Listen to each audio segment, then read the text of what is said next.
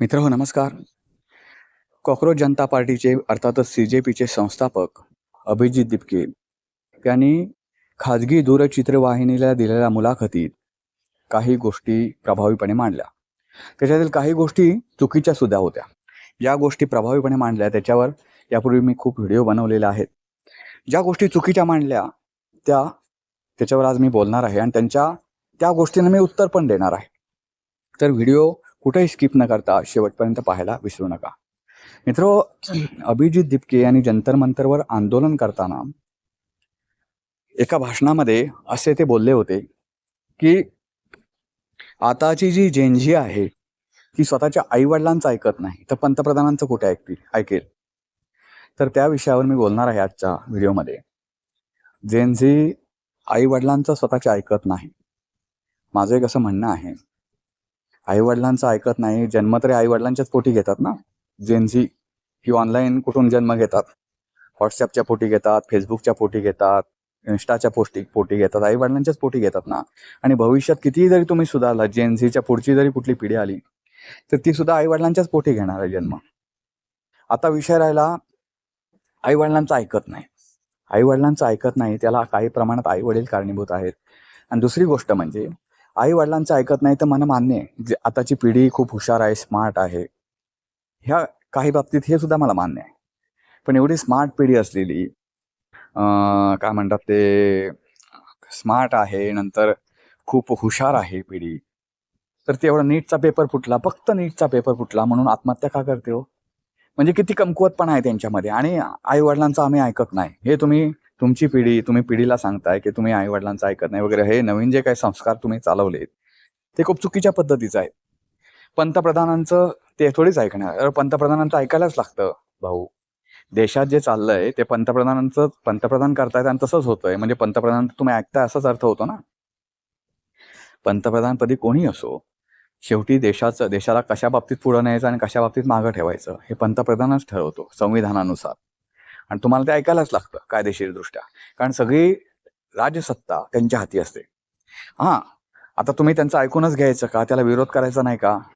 असं माझं अजिबात म्हणणं नाही. तुम्ही संविधानिक पद्धतीने विरोध करू शकता आणि सरकार उलटवू पण शकता. एवढी पण ताकद आहे भारतीय.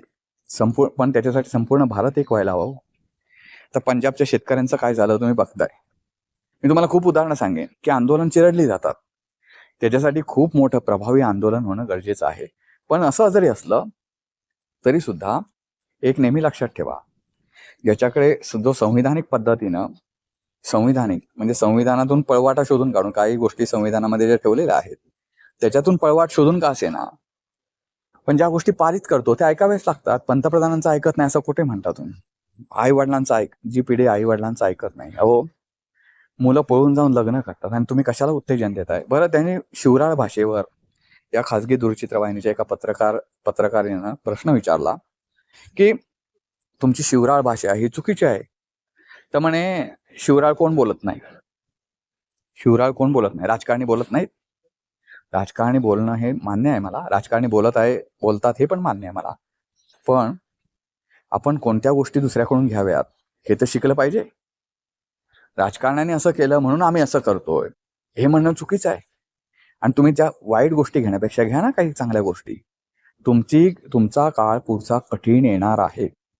आमची पिढी आमच्या नंतरची जरी म्हणजे जवळपास आता 30शीतली पण नाही, 35-40 आकडे झुकलेली पिढी जी आहे ती पिढी कशी बशी निभावून नेईल त्यांचं आयुष्य.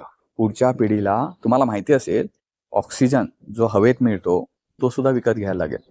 मला आठवतं आम्ही लहान होतो तेव्हा मुंबईतला एखादा माणूस आला की आम्हाला सांगायचा आम्ही पाणी विकत घेतो. मला एक आश्चर्य वाटायचं, अरे आमच्या कोकणामध्ये असे खळाळणारे झरे, खळाळणारे ओढे, काय म्हणतात ते पाण्यानं फुगलेल्या विहिरी असं बघितलं तर हे पाणी विकत घ्यायला लागतं मुंबईकरांना.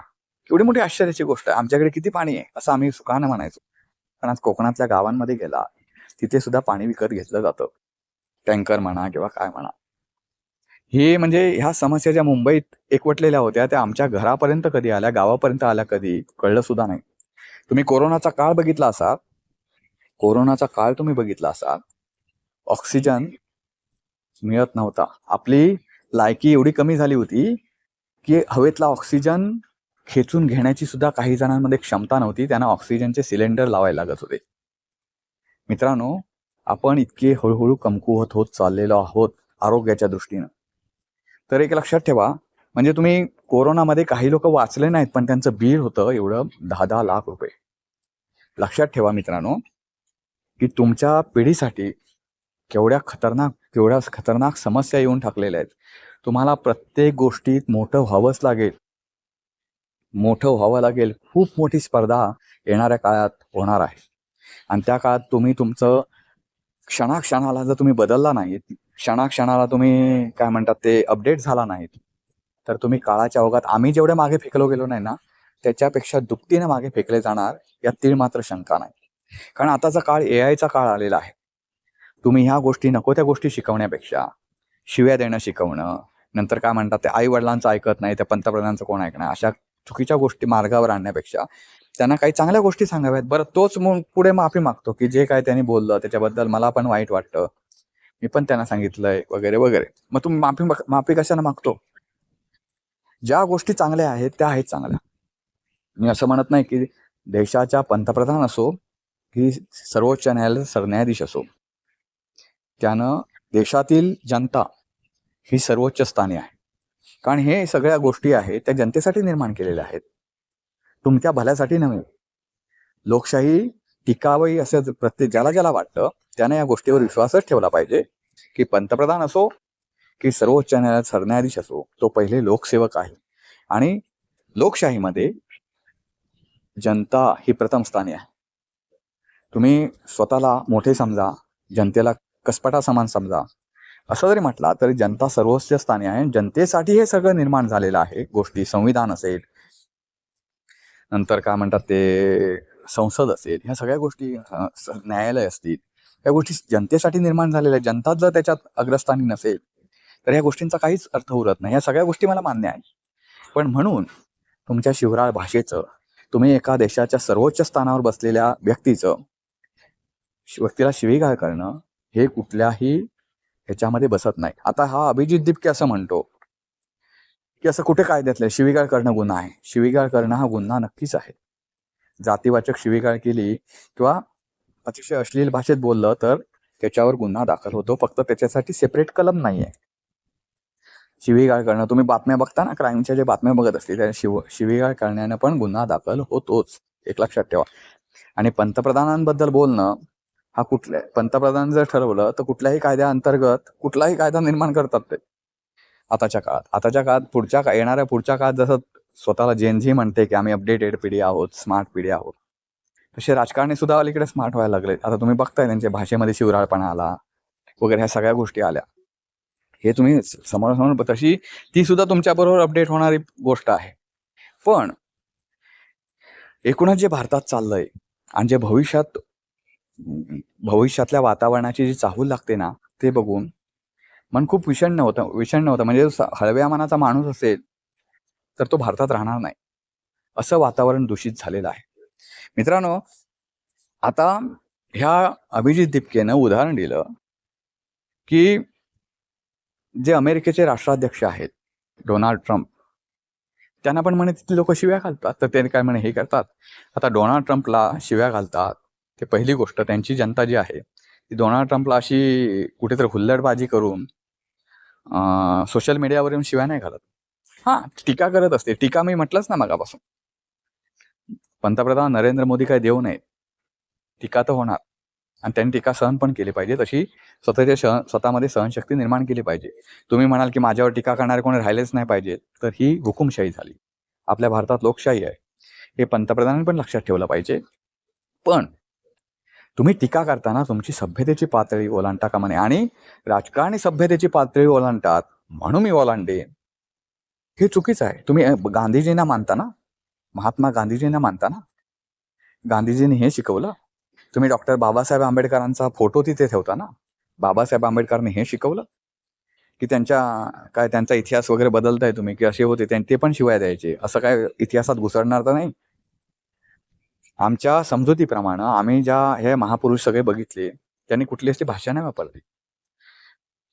त्याने कुठली अशी भावना, आणि मला एक पत्रकार निखिल वागळे यांच्या एक मुलाखतीतला एक त्यांनी छोटासा हे दिलेला आठवतो. संजय राऊत यांच्यावर ते बोलले होते. संजय राऊत आणि एकूणच सगळ्याच राजकारणामध्ये, पण संजय राऊत स्पेशली बोलले होते, कारण संजय राऊत हे नुसते राजकीय नेते नाहीत, तर ते पत्रकार सुद्धा आहेत, सामनाचे संपादक आहे. त्या दृष्टीने ते बोलले होते की शिवराळ भाषा कधी वापरली जाते, जेव्हा तुम्हाला बोलायला काय उरत नाही. दुसरी गोष्ट म्हणजे तुमच्याकडे शब्दाचं भांडार, तुमच्याकडे भाषेवर प्रभुत्व होत नाही, तेव्हा तुम्ही शिवराळ भाषा वापरता.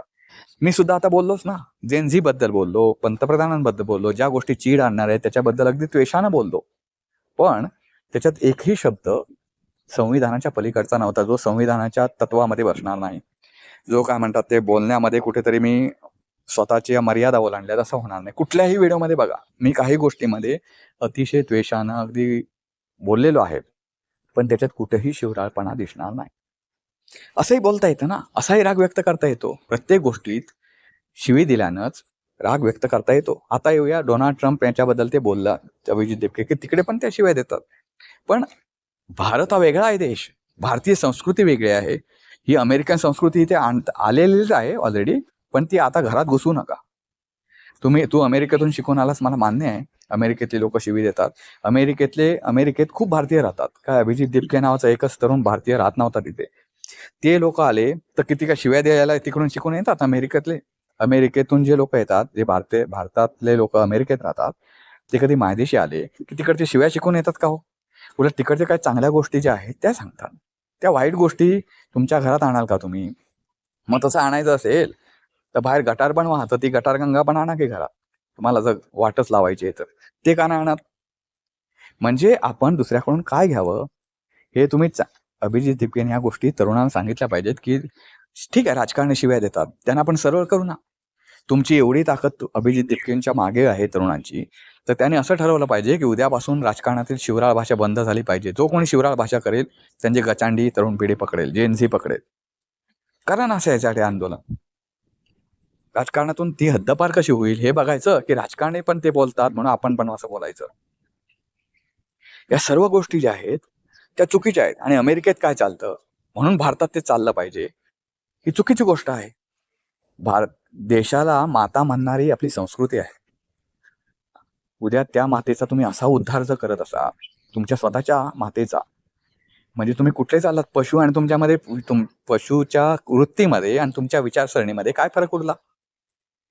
याची उत्तरं कुठे आता तो विषय त्यांनी काही ताणला नाही फार पत्रकारांनी, कारण सध्या देशात वातावरण असं आहे की गोदी मीडिया सुरू आहे.